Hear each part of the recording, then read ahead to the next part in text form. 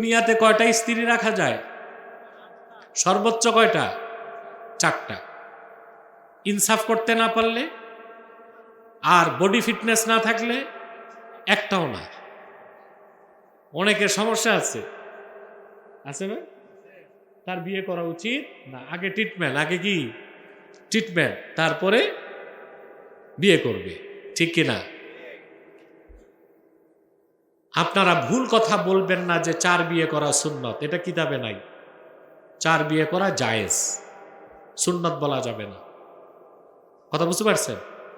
শর্ত হচ্ছে ইনসাফ করতে হবে। কি করতে হবে? ইনসাফ করতে না পারলে আল্লাহ বলে দিয়েছেন ওয়াইন খিফতুম আল্লাহ তাদিলু ফাওয়াহিদা, যদি একাধিক স্ত্রীর মধ্যে তুমি ইনসাফ করতে পারবা না এইরকম ভয় থাকে তাহলে একটা। কয়টা? আপনারা বাঙালি বেশি বিয়ে করবেন কেন? আপনাদের কি ইকোনমিক্যাল ফিটনেস আছে? বডি ফিটনেস কিছুই তো নাই, একটাতেই তো কাইট হয়ে যান। তো বেশি করবেন, পালতে তো পারবেন না, কষ্ট দিবেন, ওটা গুনাহ হবে না? কথা বলেন।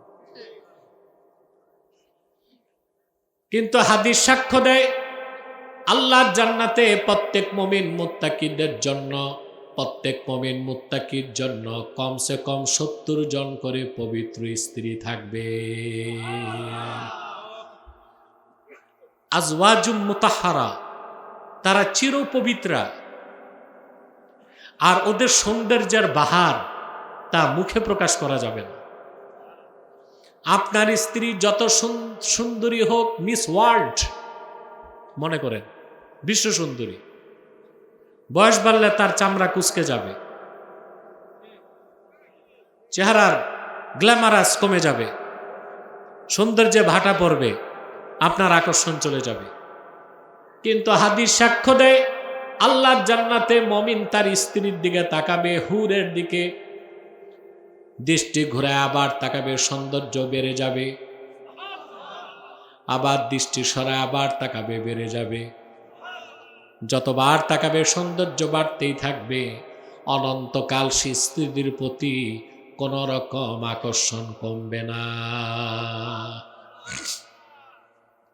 আপনাদের মনে একটা প্রশ্ন আসে না, তাহলে কি আমাদের বাচ্চা কাচ্চা হবে নাকি? ব্যস্তে কথা বলে, আরে প্রশ্ন আছে কিনা এটা বলেন। আছে? সুনান তিরমিজি, সুনান ইবনে মাজাহ এবং মুসনাদ ইমাম আহমদ বিন হাম্বল 3টা হাদিসের কিতাবে আসছে। আল্লাহর হাবিব সাল্লাল্লাহু আলাইহি ওয়াসাল্লাম ইরশাদ করেছেন, জান্নাতে যদি কোনো মুমিন সন্তান চায়, চাইতে তো পারে। দুনিয়াতে অনেক মানুষ আছে না সন্তান নাই? কথা বলেন। ডাক্তারের কাছে যায়, কবিরাজের কাছে যায় আন্ডা খাইতে। কি খাইতে?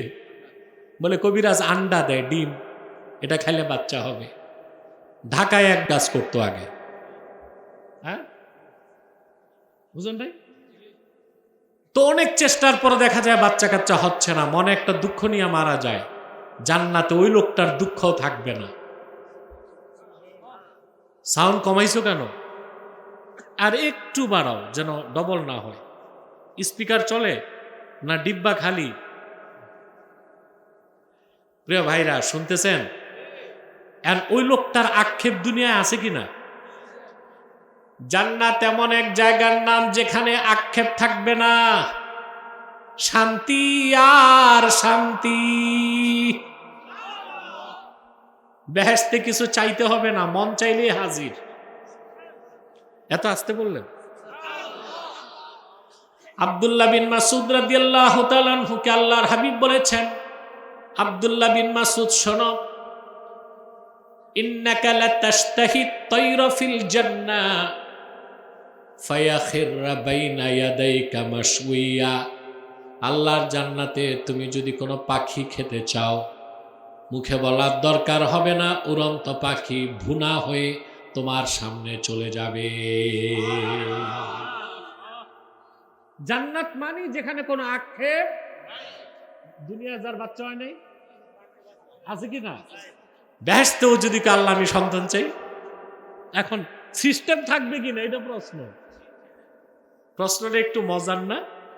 কথা বলে না। 3টা হাদিসের কিতাবে এসেছে, আল্লাহ রাসূল সাল্লাল্লাহু আলাইহি ওয়াসাল্লাম বলেছেন, মুমিন যদি বেহেশতে সন্তান চায় সন্তান হবে, কিন্তু সিস্টেম দুনিয়ার মতো না। ওয়াকানা হামলুহু ওয়া ওয়াদউহু ওয়া সিন্নুহু ফি সাআতিন ওয়াহিদা। মুমিন সন্তান চাবে, জান্নাতে তার স্ত্রীর পেটে সন্তান আসবে, খালাস হবে, বড় হবে এক মুহূর্তে। দুনিয়ার কোনো নিয়মে চলবে না। সুবহানাল্লাহ। তার মানে সন্তানের আক্ষেপটাও আল্লাহ মিটাই দিবেন, বলেন সুবহানাল্লাহ। সেই জান্নাতে আল্লাহ তাআলা সবচেয়ে বড় নেয়ামত দিবেন, ওয়া রিদওয়ানুম মিনাল্লাহ, আল্লাহর পক্ষ থেকে সন্তুষ্টি। শুধু নেয়ামত দিবেন না, আল্লাহ সাক্ষাৎ দিবেন। তাফসীর কুরতুবীতে এসেছে প্রত্যেক জুমআর দিন আল্লাহ রাব্বুল আলামিন সাক্ষাৎ দিবেন। জান্নাতে মুমিনরা আল্লাহর দিকে তাকাবে, এর চেয়ে বড় মজার কিছুই আর থাকবে না। আল্লাহ বলেন ওয়া রিদওয়ানুম মিনাল্লাহ, মুত্তাকি মুমিনদের জন্য থাকবে আল্লাহর সন্তুষ্টি। এটার ব্যাখ্যা কি? সহিহ আল বুখারীতে এই আয়াতের ব্যাখ্যা এসেছে, সব জান্নাতীরা যখন জান্নাতে চলে যাবে, স্বয়ং আল্লাহ রাব্বুল আলামিন উপস্থিত হবেন। আল্লাহ ডেকে বলবেন, আমার পেয়ারা বান্দারা, আমার উপর রাজি হয়েছো তোমরা? আল্লাহু আকবার। জান্নাতীরা বলবে, রাব্বুল আলামিন, যা চেয়েছি তা পেয়েছি, যা চাই নাই তাও দিয়েছো। তোমার হাবিবের উম্মত হবার খাতিরে গোটা সৃষ্টি জগতের সবচেয়ে বেশি মর্যাদা দিয়েছ, আমরা রাজি আছি। আল্লাহ ডেকে বলবেন, রে আমার পেয়ারা বান্দারা, আমি আজকে ঘোষণা করছি, আমি তোমাদের উপর রাজি হয়ে গেলাম, আর কোনোদিন নারাজ হব না। এটাকে আল্লাহ বলেছেন ওয়া রিদওয়ানুম মিনাল্লাহ ওয়াল্লাহু বাসীরুম বিল ইবাদ। সেই জান্নাত, জান্নাতের অশ্রুতপূর্ব নেয়ামত রাজি, আল্লাহ সন্তুষ্টি এবং সেখানে মর্যাদা, এই সব কিছু হচ্ছে মুমিনদের জন্যে। মুমিনদের মধ্যে যারা ঈমান আনার পরে সৎকর্ম করবে, তারা মুত্তাকি, তাদেরকে আল্লাহ তাআলা কম হিসাবে বিনা আযাবে জান্নাত দিবেন। আরেক কথায় আল্লাহ কিয়ামতে জান্নাত তাদের কাছে নিয়ে আসবে। ওয়া উজলিফাতিল জান্নাতু লিল মুত্তাকিনা গায়রা বাঈদ, আয় কুররিবাতিল জান্নাতু লিল মুত্তাকিনা গায়রা বাঈদ। কিয়ামতের দিন মুত্তাকিদের জন্য আল্লাহর জান্নাত নিকটবর্তী হয়ে যাবে। মুত্তাকিদের মাঝখানে আর জান্নাতের মাঝখানে জিরো ডিস্টেন্স, কোনো দূরত্ব থাকবে না, বলেন সুবহানাল্লাহ। ওই জান্নাতটা চান সবাই? তাহলে আমাদের মুত্তাকি হইতে হবে। এখন মুত্তাকি কিভাবে হব তা আমার দেশের মানুষ বুঝে না। মনে করে একটু দাঁড়িয়ে আছে, জুব্বা একটা লাগাইছে, টুপি একখানা আছে, নামাজ পড়তেছে, মনে করে মুত্তাকি হয়ে গেছে। এটা এত সহজ জিনিস না। আমি একটু ব্যাখ্যা করে দিব। ঈমান আনয়ন করলে ব্যক্তির পরিচয় হয় মুমিন। ঈমান আনার পরে সে যখন আল্লাহর আনুগত্য বাহ্যিকভাবে গ্রহণ করে, তখন তার নাম হয় মুসলিম। আর আল্লাহর ভয়তে সে যখন গুনার সব কাজ ছেড়ে দেয়, তখন তার নাম হয়ে যায় মুত্তাকি। সব কিছুর আগে ঈমান। সব কিছুর আগে কি? কেউ ঈমান আনার পর তার অন্তরে ঈমান আছে না নাই দেখা যায়, কে জানেন? সেই লোককে আমরা কখন গ্রহণ করব? যখন দেখব সে লোকটা আল্লাহর আনুগত্যকে বাহ্যিকভাবে মেনে নিছে। বাহ্যিকভাবে আল্লাহর আনুগত্য মেনে নেবার নাম ইসলাম। কোরআন হাদিসের বিশ্বাসের নাম ঈমান। আর কোরআন হাদিসের আমলটাকে বাহ্যিকভাবে প্রকাশ করার নাম হচ্ছে ইসলাম। সুবহানাল্লাহ বলবেন না? সেজন্যই সহিহ মুসলিমের হাদিস, নূর নবীজি আমার মুহাম্মদ সাল্লাল্লাহু আলাইহি সাল্লাম ইরশাদ করেছেন,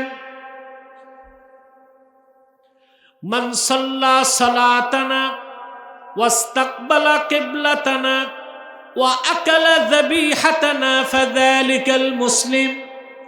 ঈমান আনার পরে আমার যে উম্মত আমাদের নামাজ আদায় করলো, আমাদের কেবলা কাবাকে মানলো, আর আমাদের জবাইকৃত পশুর গোশত খেলো, সে লোকটা মুসলিম।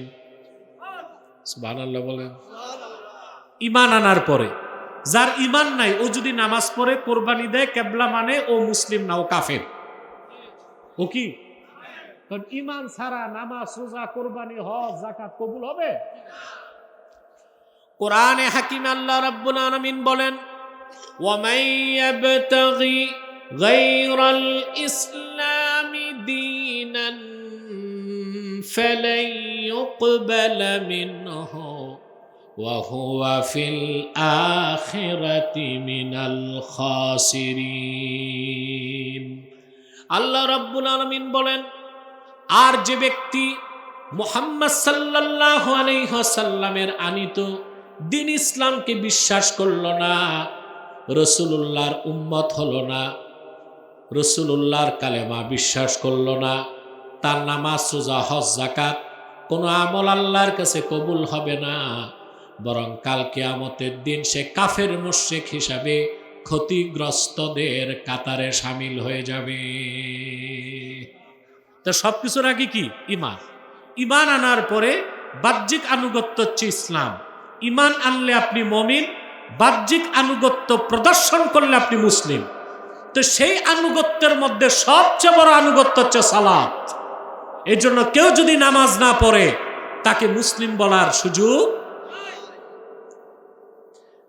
চিনলে তো মুসলিম যে সদরুদ্দিনের ছেলে বদরুদ্দিন, কিন্তু কোথাও নামাজ হচ্ছে, কেউ নামাজে শরিক হচ্ছে না, তখন তাকে মুসলিম বলার সুযোগ নাই। আমরা চিনি না তাকে, কিন্তু যদি সে নামাজে শরিক হয় বুঝতে হবে লোকটা মুসলিম। কি? মুসলিম। সুবহানাল্লাহ। সেজন্য বলছি যে ঈমান আনলে মুমিন, বাহ্যিক আনুগত্য প্রদর্শন করলে মুসলিম। বাহ্যিক আনুগত্যের মধ্যে আল্লাহর সবচেয়ে বড় আনুগত্য হচ্ছে কি? আমার দেশে নামাজের সংখ্যা বেশি না কম? কম না, বহুত কম। তার প্রমাণ পাওয়া যায় জুমার দিন।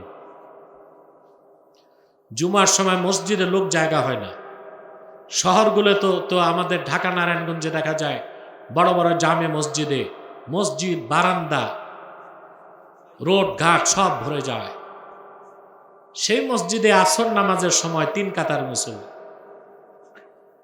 তো বাকিরা গেল কই? ওরা কি ঘর জামাইছিল, দাওয়াত খেতে আসছিল, না এলাকারই? এরা হচ্ছে সাপ্তাহিক মুসল্লি। সপ্তাহে একদিন নামাজ পড়তে আসছে, আর নামাজের ধারে কাছেও। মনে রাখবেন, ঈমান আনার পরে যতক্ষণ নামাজ আদায় না করবেন, মুসলিম বলে আপনি স্বীকৃতি পেতে পারেন না। বেনামাজিকে আমরা কাফের বলি না, আবার তারে খাঁটি মুসলিম বলারও সুযোগ নাই। তার একটা নাম হচ্ছে ফাসেক।